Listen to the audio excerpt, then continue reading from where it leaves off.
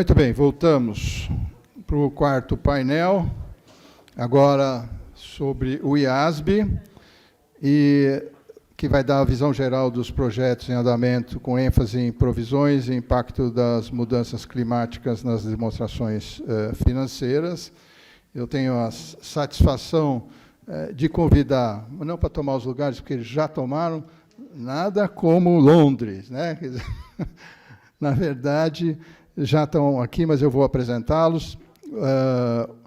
Andreas Barckow, Chairman do IASB, a Linda Mezon-Hutter, Vice Chair do IASB também, e o Tadeu Cendon, Board Member do IASB. Então, estamos com todos os mais relevantes do IASB, inclusive o nosso brasileiro, lógico, né? Muito bom. E também, lógico, para a gente ter aqui o moderador, Rogério Mota, que é coordenador de Relações Internacionais do CPC e diretor técnico do IBRACON, que vai, então, coordenar esse painel. Mas eu agradeço muito a vinda do Andreas, da Linda e do Tadeu, diretamente de Londres, para nos prestigiar aqui nesse evento, e passo a palavra, então, ao Rogério para dar início. Ok. Bom, eu vou também, seguindo aí o formato que o Ardito adotou no painel anterior, eu vou falar em inglês também, até para facilitar aqui a comunicação com os nossos convidados. Ok? Bom, good morning, everyone. Welcome to this panel, to the who is in person here and virtually seeing us. Today I will moderate this panel, and the IASB members here will present some IASB technical update, especially one topic, one project that discuss I would say the climate and related risks, how this affected the financial statements. A big thank you to the seminars organization for putting this seminar together, for everybody supporting this, everybody here, and the CRC, the Conselho Regional de São Paulo, to hold this event today here.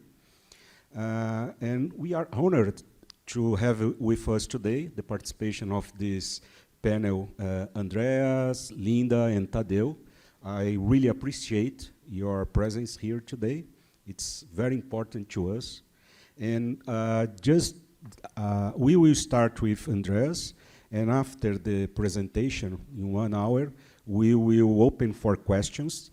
You can submit your questions for the people, for the persons of organization here. Tadeu, or sorry, Andreas, please. Actually, it would be Tadeu, but I'm happy to just make... No, sorry. It's okay.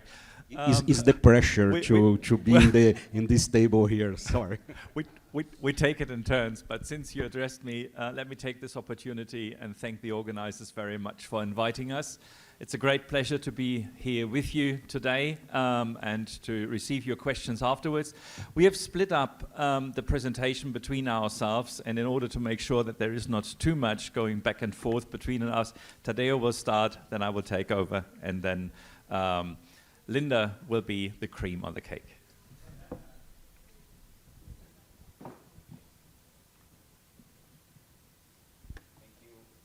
Thank you, Andreas. Linda, for coming to Brazil. I myself feeling at home. I don't know why, but I'm feeling at home. And I really appreciate, thank you, Rogério, Haroldo, and those that are here in person and those also watching us online.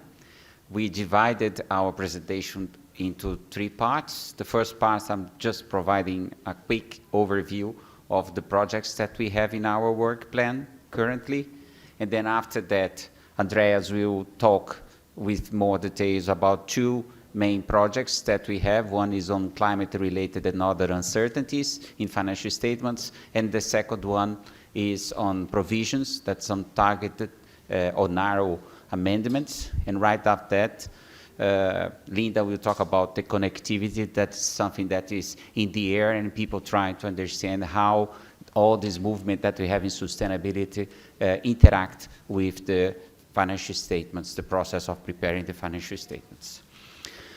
Okay, starting with our work plan, this slide shows you that we have currently projects in our agenda. Despite it saying 21, it's so dynamic that's probably we should try to learn with our team from the project, from dynamic risk management, because we should probably learn with them how to deal with the projects, because we have one additional application question.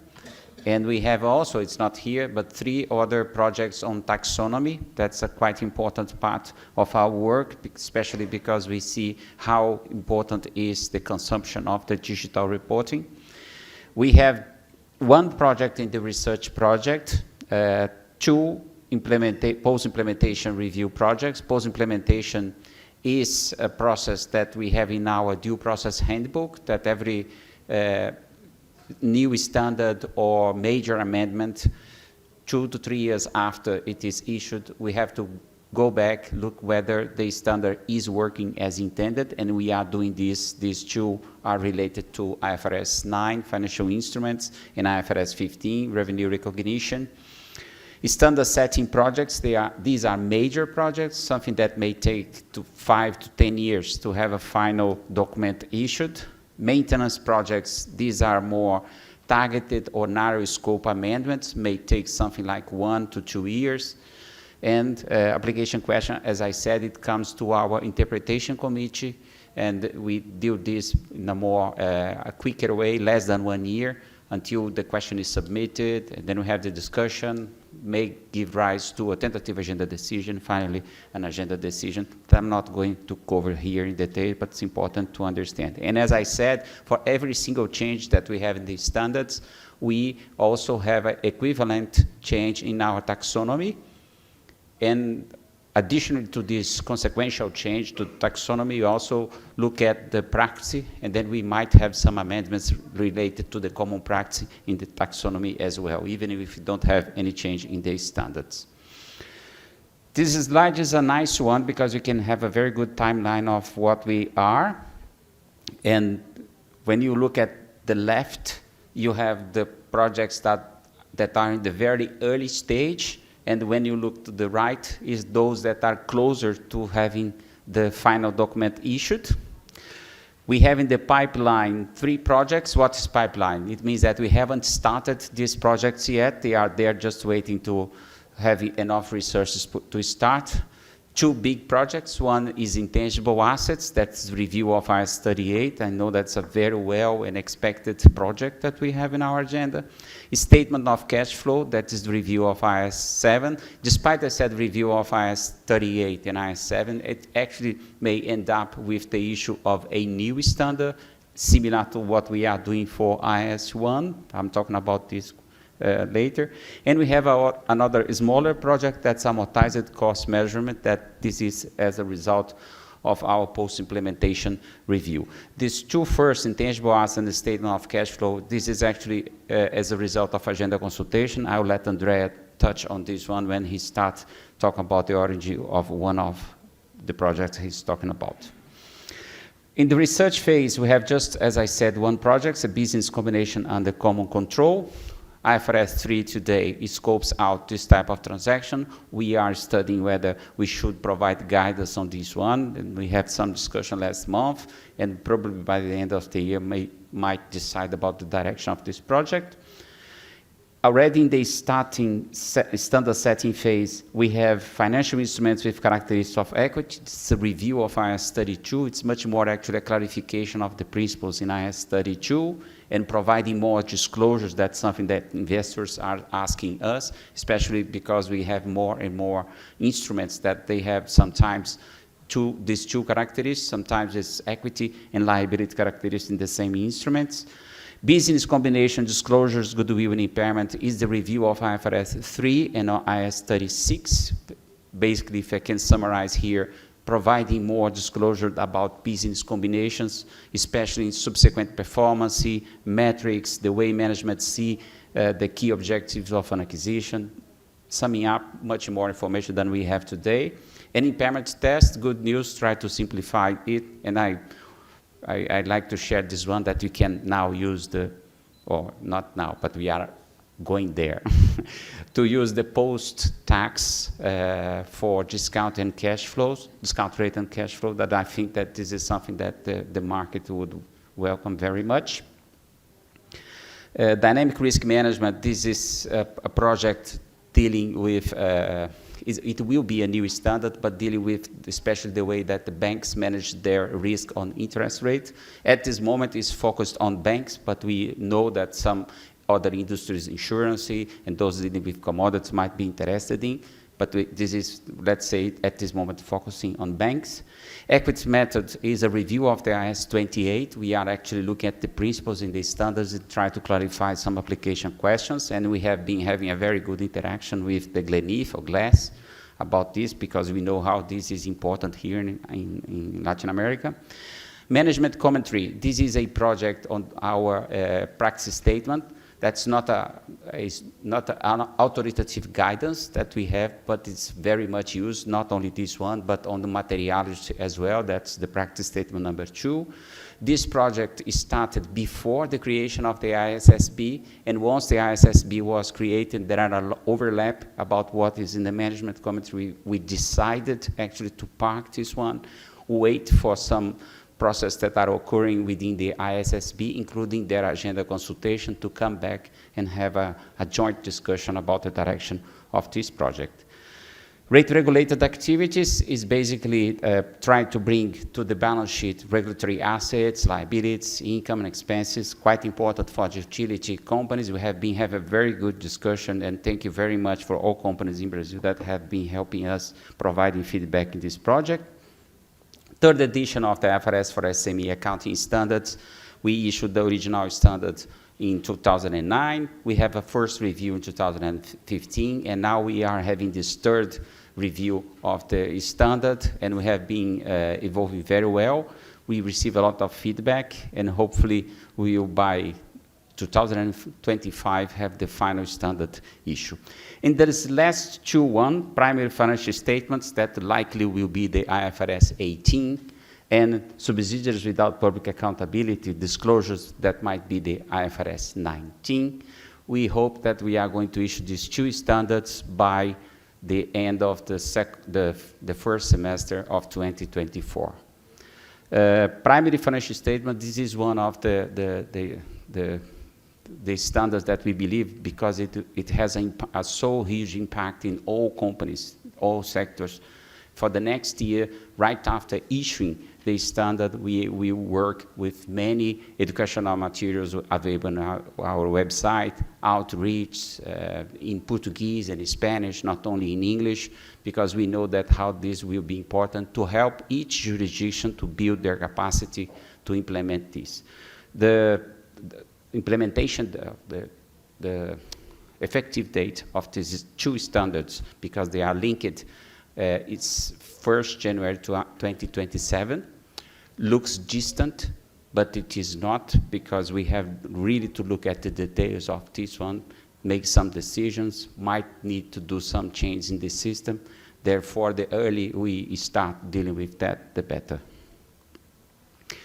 Maintenance projects, as I said, these are actually projects, narrow scope or targeted standard, targeted scope project, takes 1 year to 2 years. We have, at this moment, 1, 2, 3, 4, 5, 6, but actually it's 5, because the last one, that is the Pillar 2 for IFRS for SMEs, we just issued last week. And because I didn't know how to change this slide, I put the asterisk. I have to confess that that's not my major skill, deal with presentations. We have this power purchase agreement that's quite important for those companies that have its energy consumption and have big contracts. And at this moment, we are working to gather information about companies in Latin America and in Brazil as well that are having this type of agreement, because the project team is quite interested to understand how these contracts are being written, designed. We have these other 2 projects, provisions and climate-related and other uncertainties in the financial statements that Andreas will provide us more detail about that. We have the annual improvements, and I think that José Luis referred to that. We are working with I just embraced my hometown, my home country. Latin America is working on preparing the comments, amendments to IFRS 9 classification measurement. This is as a result of the post-implementation review of IFRS 9, the first phase, because we divided the post-implementation review of IFRS 9 into 3 phases. First one is classification measurement, and then we have impairment, and finally, hedge accounting that we might decide by the end of the year when we are going to start working with that. And the last one, as I said, was already issued. And right after Andreas talking about provisions and climate-related and other uncertainty financial statements, what I would like to draw your attention, and I should market this project, many of these projects in a certain way has a strong interaction with what we are now discussing in terms of sustainability. And that's why it's so important for us to listen also what Linda has to say, because this is exactly one of the things that we have been discussing, how all these issues related to sustainability interacts with the financial statements. And with that, thank you, and I give the floor to Andreas. You're exaggerating. Thank you, Tadeu. And before I flip it to the next page, the overview page over provisions, I would like to say 2 things about this slide. The first thing is actually a warning to our colleagues at the IASB, because it's one thing to develop a standard for the first time, but what you want to make sure is that the standard stays fit for purpose, regardless of whatever happens. Now, the one standard that I'm going to talk about, provisions, is actually more than 25 years old. And if you just think about what has changed in the environment today is completely different. So occasionally, we are being presented with some fact patterns where preparers, auditors, regulators are approaching us and saying, we are seeing this new business model arising or this new transaction. It doesn't make sense if I use the existing literature to reflect that particular transaction in the financial statements. Could you please have a look? And many of these projects actually have their origin in exactly that question. So something is not looking quite right. It doesn't really make sense. It doesn't faithfully portray the economics that we otherwise say IFRS is purporting to portray. Now, the second thing is actually something that Tadeu said. Our maintenance projects usually last 1 to 2 years. I would say provisions is the outlier. It's a high-speed snail, because that project has probably origins in 10 years ago. But let me fill you in. So provisions, IAS 37 is quite an old standard, as I said. It was developed by the IASB in the mid to late 90s. And has hardly changed ever since. And the first time that the IASB looked at this standard together with the FASB as part of their so-called Norwalk Agreement, where this was formulated to be a convergence project, the standard was likely to increase the scope of provisions dramatically. And that has yielded severe responses, particularly from the preparer community. Many preparers have said, are you going crazy to just say the provisions will just explode on our balance sheet? Because the flip side of double bookkeeping means if provisions are going to rise, something else has to give, and quite logically, the counterbalancing entry would be an expense, so that would be hitting the income statement and afterwards then equity. So we didn't make a lot of friends on that. I wouldn't say that we worked silently in continuation with that, but something else has happened. In 2018, the IASB published a new conceptual framework, and amongst other things, it changed the definitions of assets and liabilities. And if you look into the conceptual framework and into IAS 37 as it stands today, you would see that there are inherent conflicts between the two. So the IASB looked into this and said, rather than doing a complete overhaul of IAS 37 that has the potential of upsetting everyone, let's see whether we can bring about targeted improvements. And the targeted improvements that the IASB had agreed it will look on are depicted in these three things. We would firstly try to clarify some recognition, or the recognition principle, I should say. We would then devote our attention towards two areas in measurement. One is the question which interest rate to pick if you discount these liabilities. The first question would arguably be, do you discount? And the second one would be, how do I determine the discount rate? And the third thing is probably a minor issue in saying, which type of cost do you include in the measurement? So if you look into the recognition principle in IAS 37, I wished actually it was depicted in that graphical format. It is not. It is one sentence. It says the entity has a present obligation as a result of past events, the outflows are probable, and the amount can be reliably estimated. Now that's what the sentence says. And if you meet all this criteria, then you do have obviously a case where you need to book a provision. What it doesn't say quite specifically is whether there is a hierarchy between these three principles or whether they all carry the same weight and the same reasoning. So some people have said, I may have a present obligation, theoretically, but what if I can avoid having the outflow of economic benefits? Do I still have an obligation? And you run into some sort of circular argument. And this is where many people in practice have actually struggled to find an answer to, do I have a provision or don't I have a provision? So therefore, we have decided to look into this sentence and try to disentangle that. And I will show you that in a more drastic form. So if you look into two paragraphs that exist almost side by side, you first see on the right-hand side the obligating event. And the obligating event is an event that the entity has no realistic alternative to avoid the payment or the outflow. So something is looming at the horizon and the entity cannot really say, I have an opportunity to avoid this. IAS 37:19 says the obligation must exist independently of an entity's future actions. And this is where the tension arises. Because if I can avoid the payment by, for instance, closing down a certain factory that otherwise I would have to incur certain decommissioning liabilities, how does that relate to there being an obligating event? So the event is there, I have to do something, I have to do cleanup, but I can avoid the cost.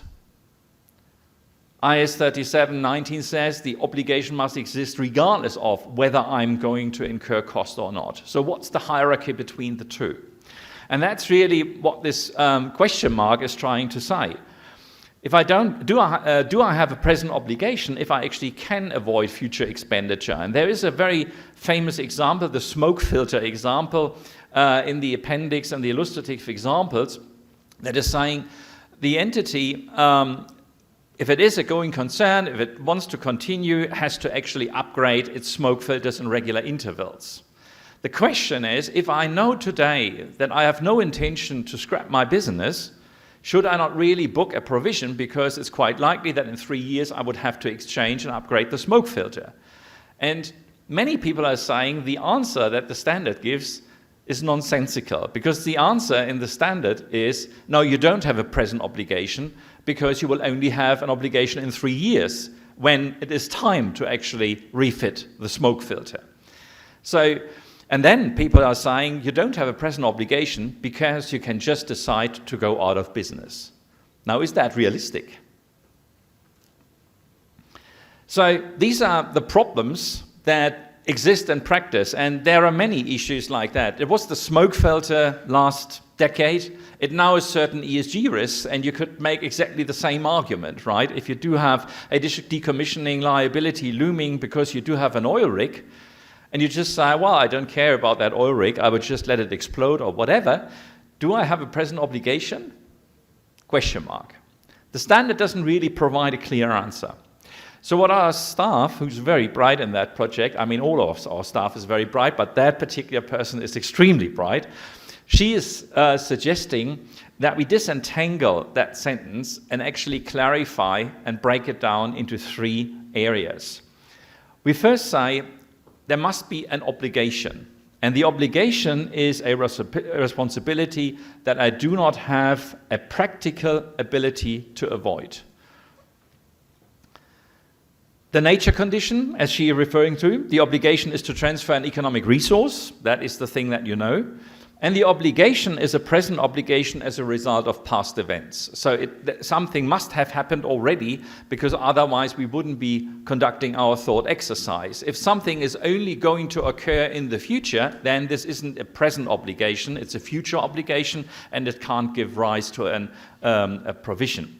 It doesn't mean that you can ignore it, because there may still be some disclosures that are necessary in the notes to the financial statements, but at least it doesn't lead to the recognition of a provision. We believe that these articulations are actually much, much clearer in outlining the thought process that you have to go through, and that will give you an answer as to, do I have an obligation? Do I need to book a provision, yes or no? And as part of that, the staff is thinking of removing IFRIC 21 on levies, because that particular interpretation has given some headaches at various stakeholders, because you may come to the conclusion, yes, I do have an obligation, but the interpretation is silent on when I book it. Is it a one-time thing? Is it something that accumulates progressively? So that's not really clarified, and we believe that by putting out these 3 conditions on the left-hand side, we could be much clearer and give an answer to that particular question. Now, you see the consequence on the bottom right corner, and I could already see that once we get to finalizing our discussions and going to put that into an exposure draft, what the preparer community will say, because the likely effect is we will pull forward some of the provisions that have to be made. The counterbalancing thing is we don't argue that you have to put everything and the entire obligating amount in one go, but you can actually accumulate, or you must accumulate. But there is a high likelihood that we will pull forward some of the obligations that otherwise would have already only occurred in future periods. The second area around discount rates. IAS 37 says it has to reflect current market environments, and that's about it. Now, if you look into one of the neighboring standards, being IAS 39, which is now superseded by IFRS 9, and our guidance on fair value measurement in IFRS 13, it would tell you that if the effect of discounting is material to the amounts being reported, you must discount, right? So many people take this to say, if you do have an obligation that is only due after 2 years, for instance, there is a high likelihood that you do have to discount. But then obviously there are other events that are kicking in. If you think about hyperinflation, that effect could actually come in much, much earlier. If you think into one area that we have experienced in Europe, the low interest environment where people have negative interest rates, that also gives you a very, very interesting conceptual question, because it might lead to, if you discount, you're actually not discounting, you're accruing. You are recording at a number that is higher than the amount that is actually due. So quite some fundamental questions in here. You see several rates that are being used in practice, and I have for long said what we are trying to depict is the concept of time value of money. Something you owe in the future. If you want to pay it today and not wait until the future event, you should actually recognize the difference, and that's the time value of money concept. Why on earth do we have so many different discount rates in our standards? IFRS 9 uses a risk adjusted rate. IAS 19 uses a high government bond rate. Other standards are talking about a risk-free rate. And all we are doing is depict the very same phenomenon. I'm not going to pay to now, but I'm going to pay in a future. So how could it come that I use different rates across the standards? That doesn't seem to make much sense. And then finance will tell us, if you want to reflect the risk, you can do that in one of two ways. You could either reflect it in the discount rate, or you can reflect it in the cash flows. You shouldn't be double counting, you should only reflect it once, but we are agnostic as to whether you bake that into the cash flows or into the interest rate. So there are some further considerations apart from the fact which discount rate to pick. So we have just had a first education session by the board where we did discuss this. And I would say it was a fairly frank and open discussion, and board members raised various good points that the staff is now looking into. It may very well be that we are having more than just these two options that are being put before the board. It could be that there are 3 or 4, but anyway. So the first option is obviously a very puristic one, where we say you use a risk-free rate, meaning in effect that if there is any risk, that you bake that into the cash flows or into the cash flow estimations. That's probably the cleanest way to think about it. Option 2 is more a pragmatic way. You apply the same thought rationale as exists in IAS 19 for employee benefits, and you revert back to high-quality corporate bonds or to government bonds. Now, personally, I'm not so fond of that option because of all the difficulties that that principle has yielded in practice over the many, many years. I used to be with an audit firm for more than 15 years in a technical department, and you wouldn't appreciate how many questions I got on this thing. Because you may have a country that actually doesn't have high-quality corporate bond market. It may be that there are government bonds, but they are denominated in a different currency. So all sorts of things that seems to question, is that principle really working in practice? So stay tuned on this one. Just a few first remarks as to what we are going to do. So not a complete overhaul, a strengthening of the recognition principle by breaking down that sentence into a clear sequence of things that you have to do. And I think everybody appreciates that. That would certainly help clarify the requirement. And the second bit is looking into a harmonization of how we go about the discount rate. Let me turn to the second maintenance project, and I hope this wouldn't be a high-speed snail, but that we actually could be moving much, much faster. What is the origin of that project? It actually came through our agenda consultation. The agenda consultation is something that we are asked to do every 5 years. It's not a beauty contest. This is not an Oscar ceremony where we just count the votes and say, okay, who's the winner and who does the Oscar go to?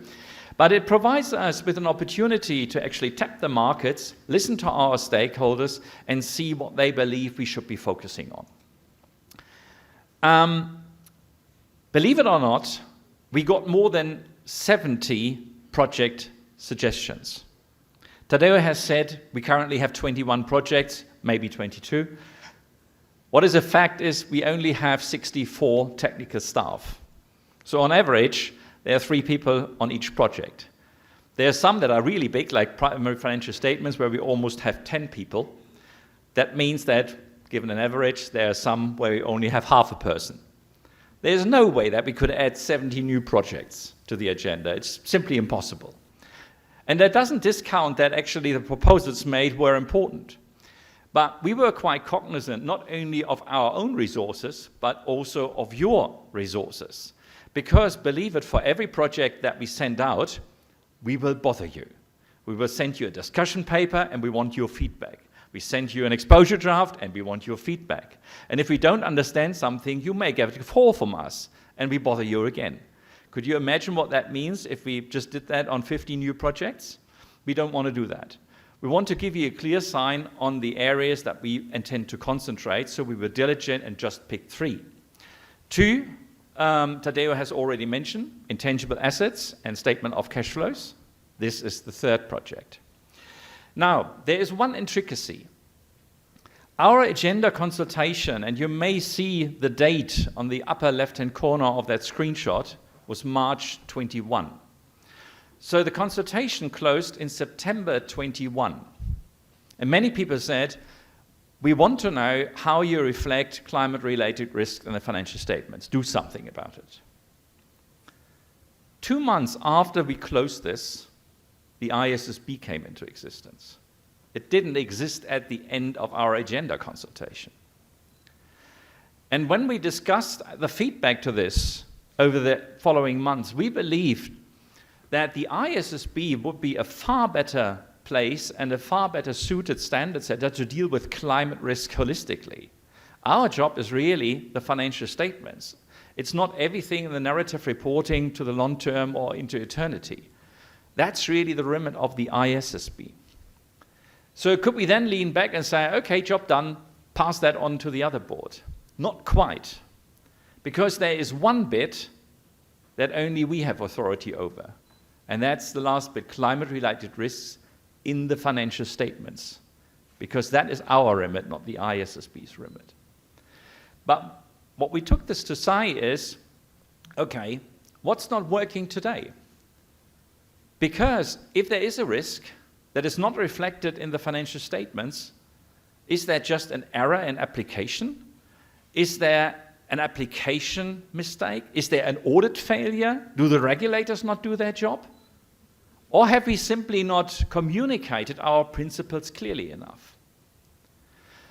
Our position has always been that we are risk agnostic. We don't really care what type of risk an entity is supposed to look at, whether it's interest rate risk, foreign currency risk, inflation risk, credit risk, liquidity risk, operational risk, or ESG risks. What we are saying in IAS1 is you have to consider all risks, in brackets, and opportunities to a lesser degree, but all risks, if they have the potential to have a material effect on the financial statements. So what is it that people want us to say? We really mean it. And by the way, this also applies to climate. Do you want us to put that into a standard? That could have the potential of making IAS1 a continuous construction site. Because today, it is climate risk. Next year, it will be biodiversity. And then there is water and pollution and diversity. And do you really want us, every time that a new risk is being discovered, could we please mention that in the standard explicitly? No. We believe that our standards are principles-based. And if we believe in principles, we need to use our brain. But we don't want to be that dismissive. We really want to go down to the ground and really investigate what's working and what's not working. And if there is something that's not working, we want to get down to the bottom and find out why it is not working. So the one thing that I'm here to say is, you will not see us working on a full-blown climate standard. As I said, this is really the remit of the IASB, and they have already delivered with S2, as you've just heard. But what we want to see is whether we could do something and bring about clarity how the generalistic literature in IAS1, where we do have the principle of materiality, where we do have a disclosure requirement on significant assumptions or material uncertainty areas, we need to clarify in order to get the market to a better place. So we are drawing on expertise. We are stealing some resources from the IASB. Actually, some of their project staff that have worked on developing S2 have been on loan to us and have been very helpful in providing us with the thought logic as we go through this project, and they are really fundamental in that. This is my last slide before I hand it over to Linda. The decision that the board made is, it's not as easy as we think, because there are various reasons, and there may be an entire spectrum. There may be entities where clearly they have not reflected climate risk in their financial statements, but they should have. Then we are talking about a correction of an error. Like it or not, but that is the thing. There's hardly anything that we could do, because we are not the police of the accounting profession. That really rests with the audit and the regulator profession.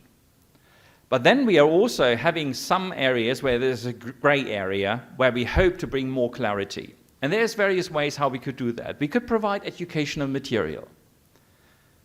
Now, on a standalone basis, I'm a bit skeptical how well this would work, because we've already published educational guidance. A colleague of ours has written an article 4 years ago that was very well received and very easily forgotten. We tried to remind everyone by putting out educational guidance a year later. That was received very well, but probably forgotten. So we republished it this year in order to remind everyone. We could do that 10 times. Question is, will that really have a marginal impact, yes or no? But it doesn't mean that there isn't a room for educational material to be put forward, but probably in conjunction with other measures that we are considering. And you see standard setting in the middle here. Now, standard setting is really delicate, because IAS1 is a very general, very principle-based standard. If we try to tinker with any of the provisions, it might have unintended consequences in other areas. And let me give you one example. IAS1 says that in order to assess risks that are very likely to affect the financial statements, you have to look out at least 12 months. And some people have said, for climate risk, that's not sufficient. Can you not just abolish the 12 months horizon? Well, if we do that, we abolish it for everything. Is that what you want? Beware of what you're wishing for, right? So we don't set standards just for climate or just for biodiversity. It's a general principle. And I think, in general, it has worked quite well. There is an issue that probably it hasn't worked well in this particular area, but does that mean that we just want to change a very fundamental principle? And if so, why only in this instance and not in others? So we are looking into targeted standard setting. One way we might be dealing with that is actually by providing additional illustrative examples that would clarify how you would apply the generalistic literature to the area of ESG-related uncertainties, right, including climate. And last but not least, we could utilize another avenue. We could send a particular fact pattern to the interpretations committee that would demonstrate how you apply the existing literature against that fact pattern. So what the board has decided that it would consider all the 3 areas, putting out additional educational material, do targeted standard setting, and look into utilizing the interpretations committee in bringing more clarity. That's what we are going to do. And with that, Linda, can I hand it over to you? So I'm going to use this mic. Is this live? Okay, great. So this morning when we got in the car to come over, Elizabeth was seated in the middle of the back seat. And that's maybe not the most comfortable thing, but being the optimist that she is, she looked up and said, I have the best view here. I can see everything. So I have the best view here. So I can see all of you, and I want to talk to you a bit. And so my job in this session is to talk about the word connectivity. And I want to start out by telling you a little story. I like to tell stories, okay?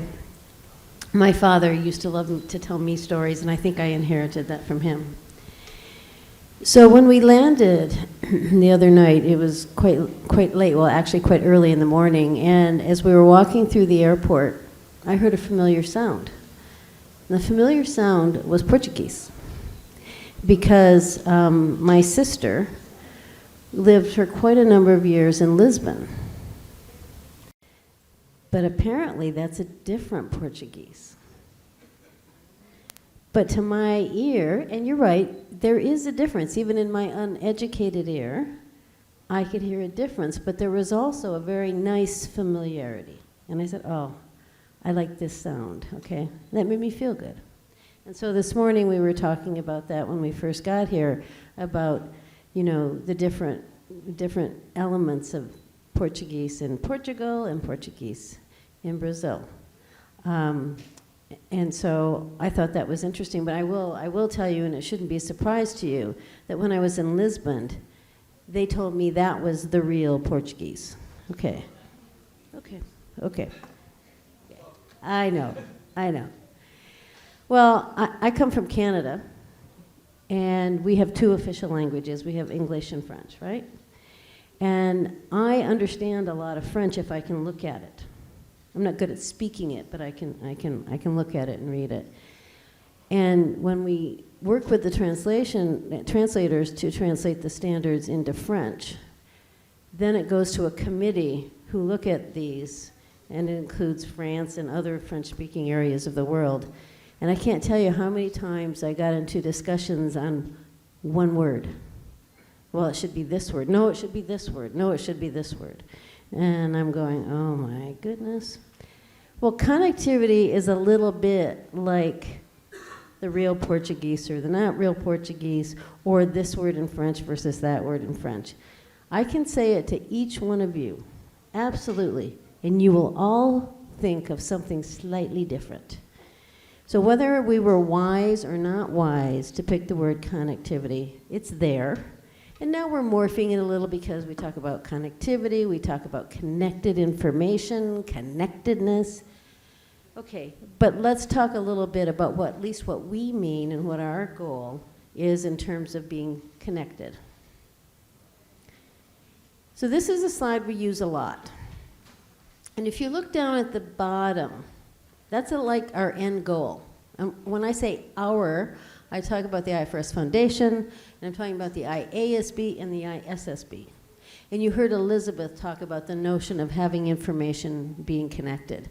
The end goal is that we collectively end up with better general purpose financial reporting, which means better information for better decisions. And this includes accounting, financial information, and it includes sustainability disclosures, wherever they are.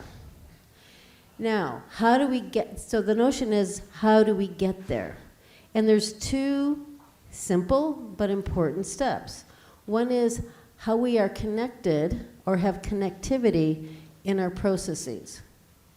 So, we're here, and Elizabeth and Arturo are here. We're connected, okay? We share a lot of information. You heard about the climate project, climate-related and other uncertainties, where we are borrowing on the learnings and the staff of the ISSB to make sure we're very aware of what's happening from sustainability when we think about other types of risks. And ultimately, we will, at some point, have some joint meetings where we need to decide on certain things. The one that may likely happen the soonest would be when we discuss the results of the ISSB's agenda consultation around whether or not we're going to move forward jointly or separately on management commentary. You heard about the management commentary from what Tadeu said. So we will definitely stay connected in our processes so that we don't inadvertently do something that causes our stakeholders a problem in terms of our end results. But also we need to look at our products, our standards, the way we use terminology. And so again, this is great because Elizabeth talked about materiality this morning. And the truth is we use the same concept of materiality. And that's very important because should we get to an end result in 5 or whatever years down the road where companies have adopted not only our IFRS accounting standards but are also utilizing the ISSB's sustainability standards, then when they think about materiality, they don't have to think about 2 different kinds of materiality. They think about one kind of materiality.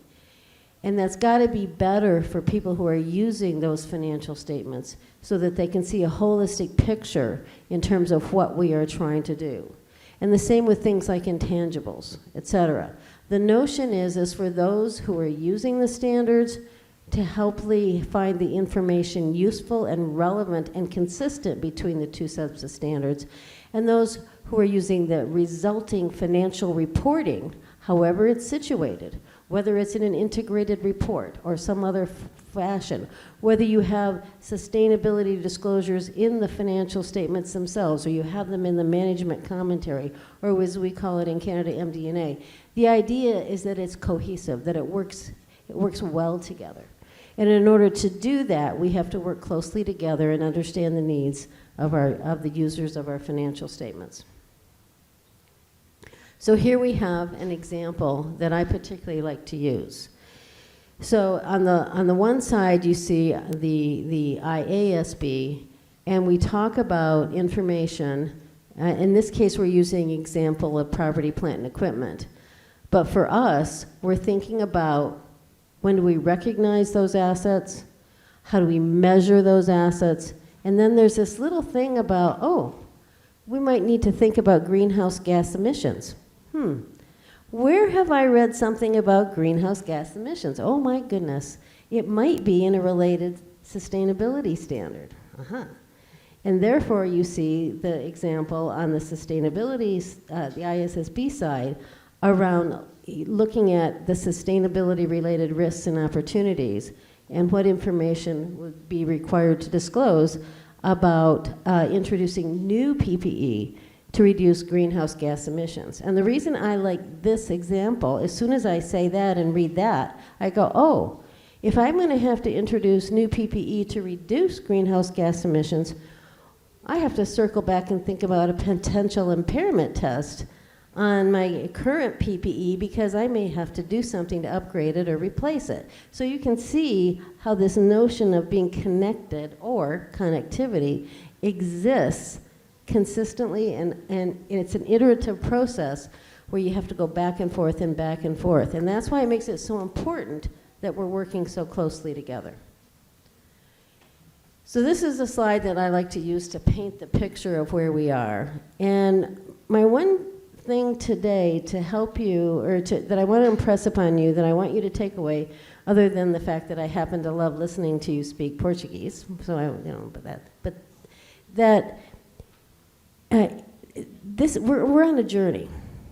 We have been on the financial statement journey for some time. In Canada, we started going to IFRS reporting in 2011. So we've been developing that journey since 2011, but the journey started before that. In fact, this year we celebrated 50 years of international standard setting, going way back to the days of the first committees, the IASC. So the journey in terms of the financial statement's been existing for some time, but we're still on a journey because we're still improving it and making it better. The sustainability-related financial disclosures is a new part of the journey, and it's taking into consideration other jurisdictional initiatives, et cetera, but it builds on the journey that we've started on. And then there's also the broader focus, and you heard today about GRI and other jurisdictional initiatives. But at the end of the day, my message to you is, it may not be perfect where we are today, but it will evolve. And you heard the plea to get started, which I support. The point is no matter where you put this, as long as the information is transparent and clear in how it's connected, and that people, the users, can make great decisions as a result of seeing this connected information, we will be doing a job in terms of improving financial reporting overall. And so I just encourage you to keep that in mind as you move forward. And I think that's our last slide. Yep, that's us. So, Rogério, I think we're ready for questions, and we even added a little extra time. Yes, we have more time. Please send us more questions. Okay, enjoy this moment. It's a very important moment because we have here together these people that are working directly on this project. Is a very important moment to understand better how the accounting standards and other projects are being developed.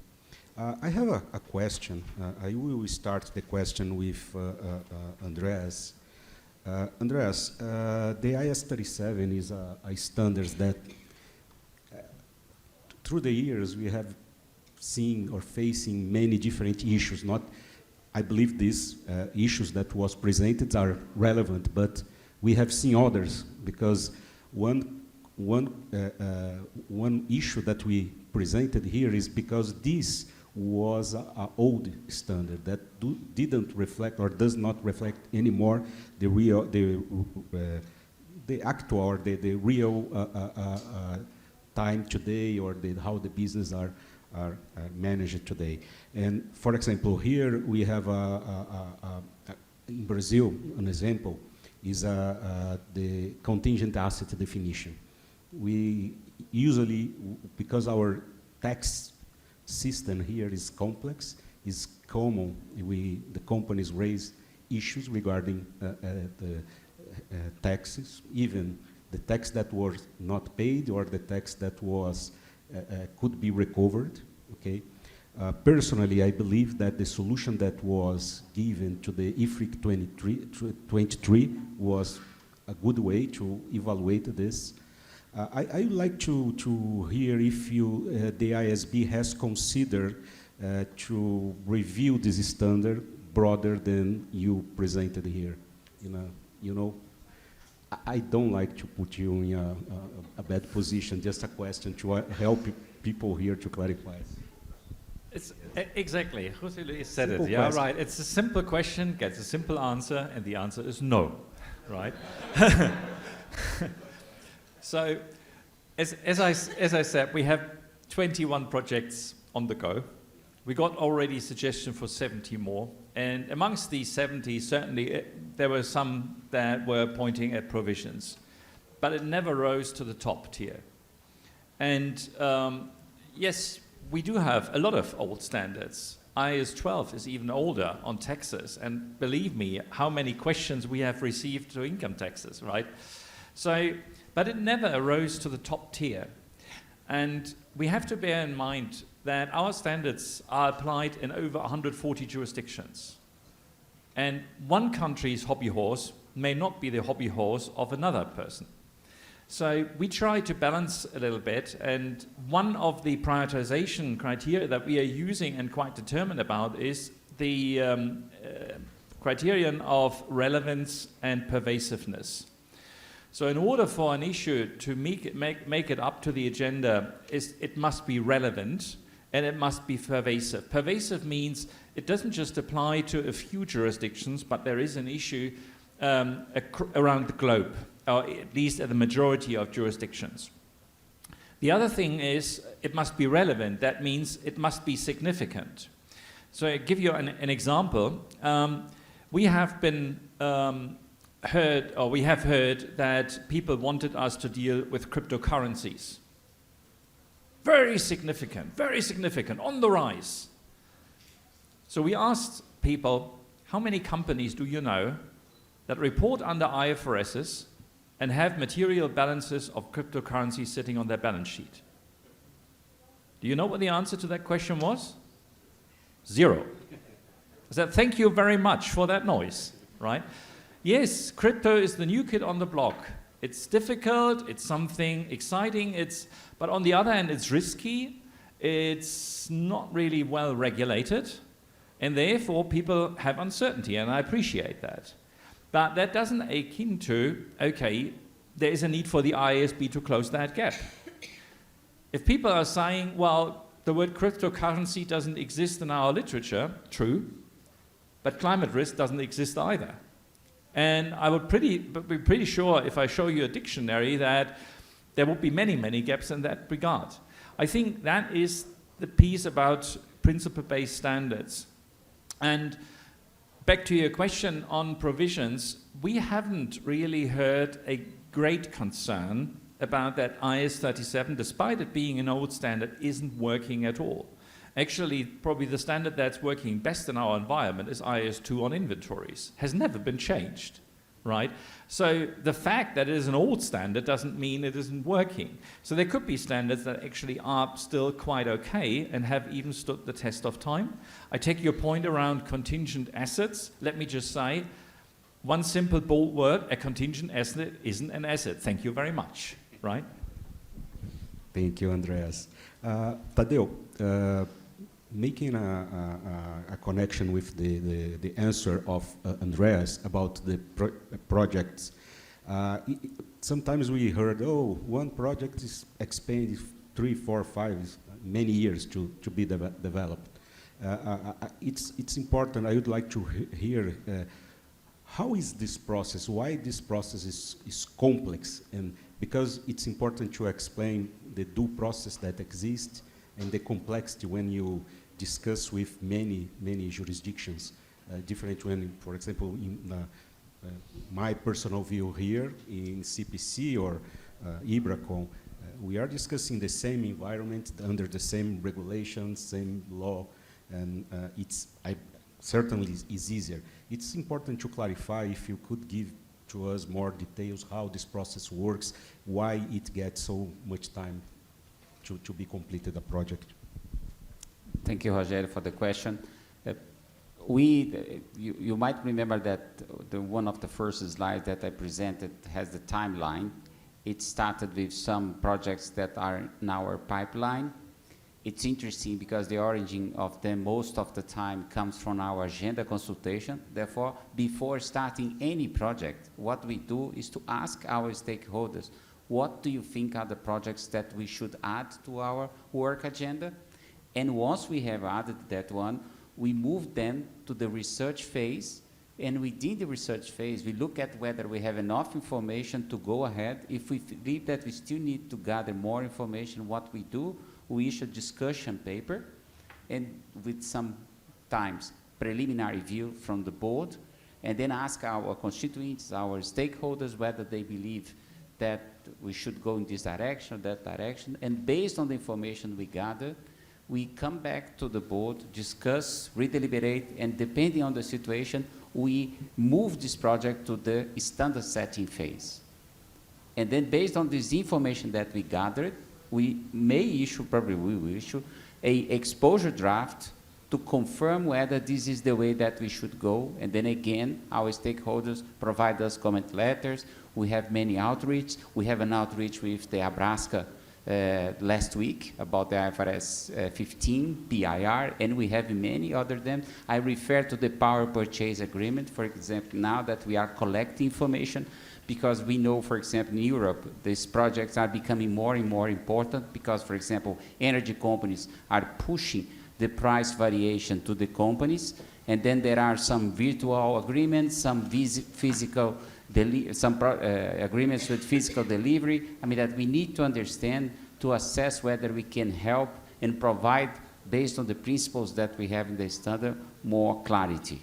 I mean, that to arrive in the final document, believe me, we have been talking to the stakeholders in many stages. And again, I'm very thankful for all you here in Latin America, in Brazil, that are actually very much involved in discussing, providing feedback. It's quite important for us, and we are definitely available to discuss this one. And it is a pleasure for me when I receive a mail to say that they would like to talk about this one. Yes. And the same when, and I feel proud about that, when someone in the IASB or the IASB asks for, do you have a contact in Brazil or in any country in Latin America that I could talk about this specific matter? And I said, yes, even if I would say no because I don't know someone about that, but yes, I don't know now, but I will know in a few minutes.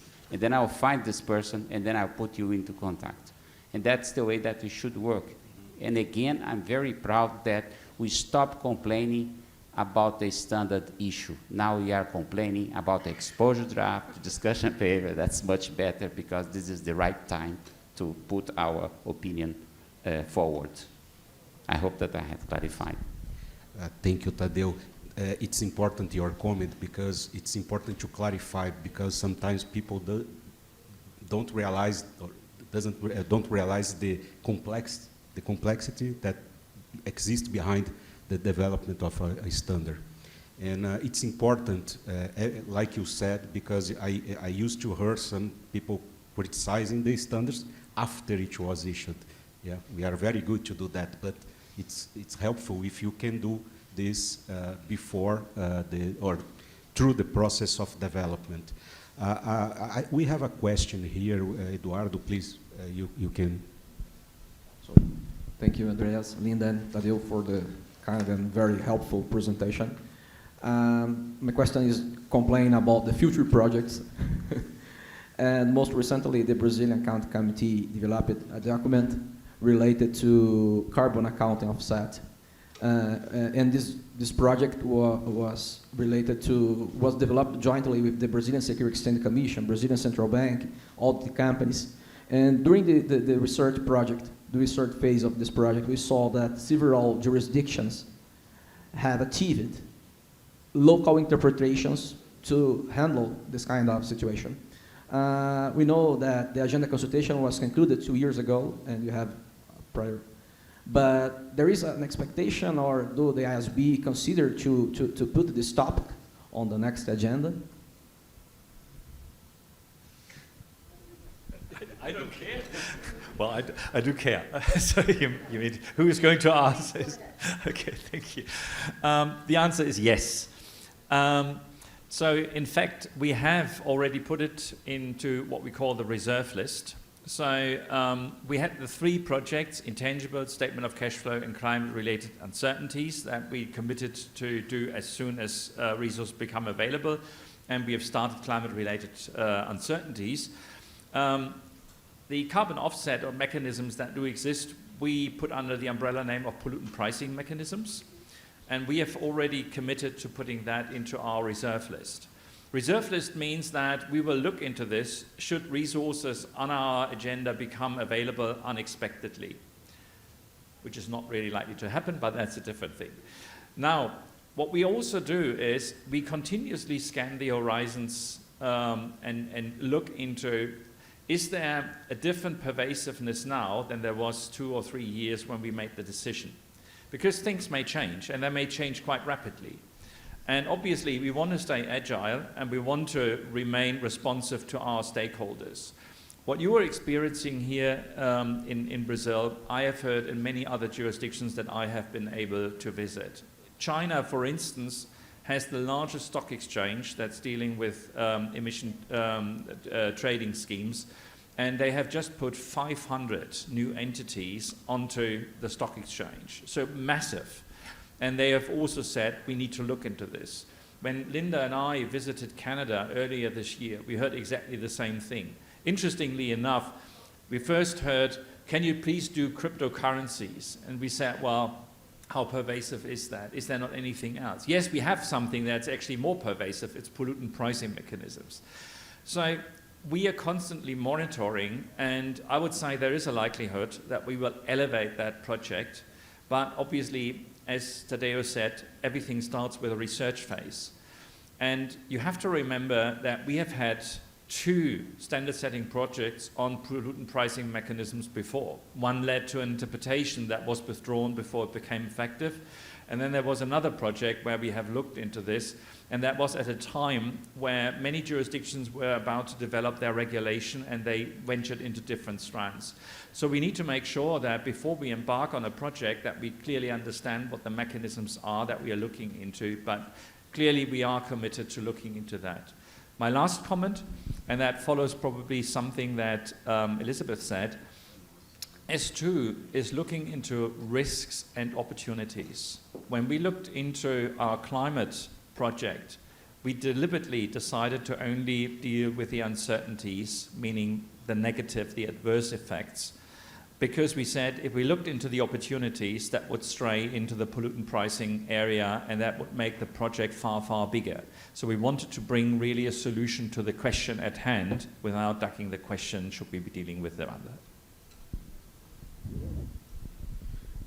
Thank you, Eduardo, Andreas. Anyone has some question from the audience here or virtually? Okay. Okay. Once. Thank you.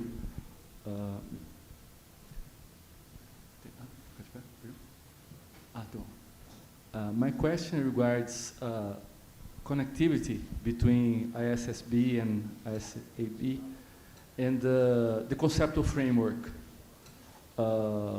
We've heard that is expected in some time in the future for us to have a unique conceptual framework for both entities. Is that something that we should expect in the near future, or is just a plan? Thank you. Oh, it's not fair, Fernando, because it's my question to Linda. I need another question now, because it was my question for you before, but okay, please.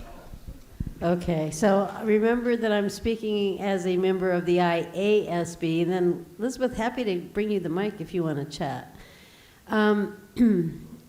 we've had numerous discussions, and by the we, I mean everybody I talk to. So this is a question that comes up periodically, and I'll be shocked if my counterparts here don't have something to add to this. At this point, I believe the direction has been that the IASB is content with where they are in terms of an overall foundation to move forward. They have some very pressing priorities. For us, we just put out a revised conceptual framework, if I remember correctly, 2018, and that took us quite, I wasn't on the board then, but it took quite a period of time to settle into that iteration of the conceptual framework. I don't see it on our horizon to open that up anytime soon, and therefore, if there was going to be an individual conceptual framework for the IASB, I think they would have to get that on their agenda first, and then we would most likely have to work together to make sure that they could coexist, et cetera. So we would have to be very connected, but probably not in the near term. He can't resist, okay? And I only want to add on and not contradict, right? So as a part-time academic, the question pops up generally in the academic field, right? Academics are purists, like to work with concepts, and therefore there should be a common basis. And I agree with that. Ideally, that should be the case. It should be the case if we had 15 to 20 more years' time. But unfortunately, it's all a matter of rejiggling priorities, right? And I think, rightly, the IASB is looking into where are the most pressing needs, and is developing a joint conceptual framework really the top priority? And the answer to that is probably not, right? There are thematic areas that require more urgent attention. Does that bear risk? It does bear risk, because if you're too pragmatic, you may actually violate, quote unquote, concepts that sit in the conceptual framework, so there might be a cleanup call later on. But that's just a matter of being responsive to market needs and thinking about really relative priorities. Okay, thank you, Andreas. José Luis, please. Okay, José Luis Carvalho from Glass. It's not always that we have this opportunity of having 3 IASB members in front of us and 2 from IASB. It's a unique opportunity. But it don't... You understand my pressure here in this table. It's normal. Well, my point is a tremendous work is being done on the specific improvements on the standards and etc. So we at GLAS, we are following, trying to follow everything that is being doing. So one point is, considering that we have a new accounting event of reporting event in the 14 coming months for sustainability reporting, and we have many other projects being conducted by IASB. So we've spent a lot of time discussing the primary financial statements project, and we have some concerns about application of the change in light of the legislation in jurisdictions that we have in Latin America. And at the same time, we are going to be adopting, we are going to be absorbing new responsibilities on informing on sustainability in our reports. So the profession is a little bit concerned about that, the regulators and so on. So going back to primary financial statements project, are you considering that we have a lot of novelties, things happening, and that may affect the way we report, and we could take a chance to look into the primary financial statement and say, well, take a while, let's see what is going to happen this, and then we move ahead. It's something that is a more intellectual discussion than a regulatory aspect. And the other thing is, Perhaps I'm taking the word of some of my mates here, but we are considering early adoption, not so early adoption, but the adoption of S1, S2, and 2000 next year, by next year, and then in 25, it will be mandatory, right? O ano que vem, optional, voluntary, and 2025. My God, I'm getting old. I'm still in the previous decade. So we have a lot of issues being happening at the same time. And we have companies, the way you are going to inform on sustainability information, you have the option to put it in the financials or to report it on the management commentary, right? So considering all those changes and commitments that we are going to enter into, it would be a good opportunity to consider how we are going to stay with the primary financial statement project, or I don't know. It's something that I open for Andreas to start, if you may. Sorry. So our existing primary financial statement project is looking at the income statement in particular. And I don't think that there is a humongous amount of ESG information that might influence the way how you structure your income statement. There may be areas, and we have seen that, for instance, in Europe, where they say they want a breakdown of revenues into certain items of a greener taxonomy. So you have to disclose separately OPEX and CAPEX that are deemed to comply with green activities. But other than that, so it's more a matter of disaggregation rather than saying, could you imagine a completely different income statement? What we have heard when we talk to investors, and Elizabeth has made this quite clear, right? We are not trying to solve the problems for everyone out there, for NGOs, for governments, for regulators. We don't try to impede them, but our key focus is really to enable investors to make informed investment decisions. And what we have heard over and over again is, please don't tinker with the financial statements. They provide us with the base information that are really the source of us doing a cash flow forecast. We want supplementary information, and this is where the sustainability world kicks in, which will enable us to actually adjust, if necessary, our cash flow projections going forward. And saying, does the amount change? Does the timing change? Does the existence change? So don't commingle the two by actually bringing in sustainability information and tweak the cash flows in the financial statements. Let them be pure, because otherwise you are distorting our analysis. That doesn't mean that we should be ignorant, but this is where really the connectivity part comes in. What we need to make sure is that there is a clear link between the information outside of the financial statements and that it is linked up and connected and well understood to the information that we provide in the financial statements. But for this time, I would not see that there will be great changes in the financial statements. Thank you, Andreas. We have João Pedro is the chair of CVM, Brazilian SEC, and he has a question. Please, João. João is a great supporter of the initiative. He has supported the adoption of S1 and S2 in Brazil.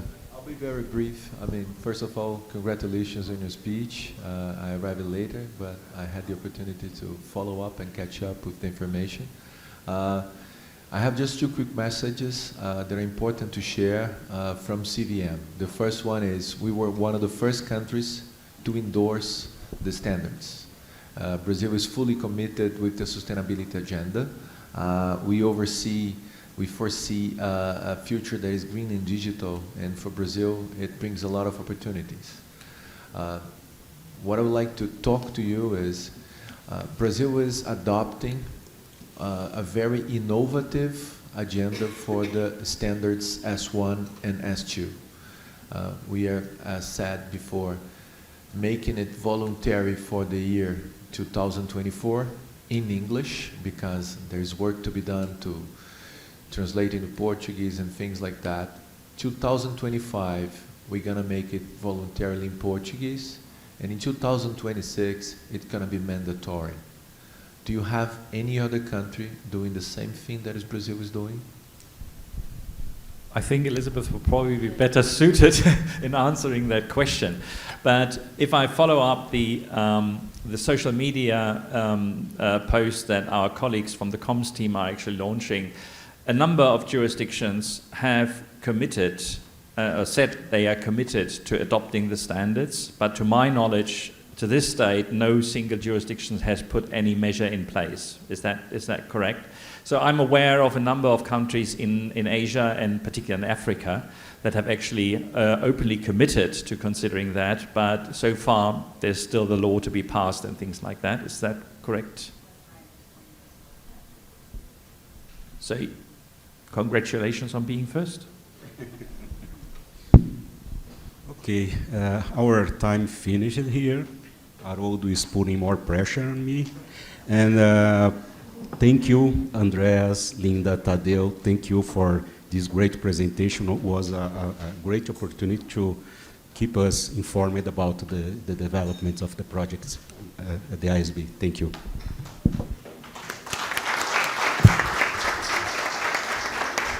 Muito obrigado, Andreas, Linda e Tadeu, pelas relevantes participações. Obrigado, Tadeu, pela imprescindível colaboração para a vinda aqui para o Brasil, desse grupo de peso do IASB. Acho que juntar, então, 3 do IASB e 2 aqui SSB de uma única vez é realmente inédito para o nosso 20º Seminário Internacional da Fundação. Agradeço muito e, por favor, se quiserem tomar os seus lugares.